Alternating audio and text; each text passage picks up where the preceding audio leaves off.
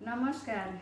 आज पिलामानंक पाई 12 मासर ना गीत आकार बोलुछि। ग्रीष्मे वैशाख ज्येष्ठ मास, प्रचंड रुद्र परकाश, वर्षारे आषाढ़ श्रावण, मेघ बरसे घन घन, भाद्रवा आश्विन शरत रे, निर्मल शोभा जगत रे, हिमे कार्तिक मार्गशीर, राति रे पड़ शिशिर, शीतरे पौष माघ मास, देहरे रख शीतवास, फाल्गुन चैत्र बसंत रे, मृदुमलय मनोहरे, 12 मासर नाम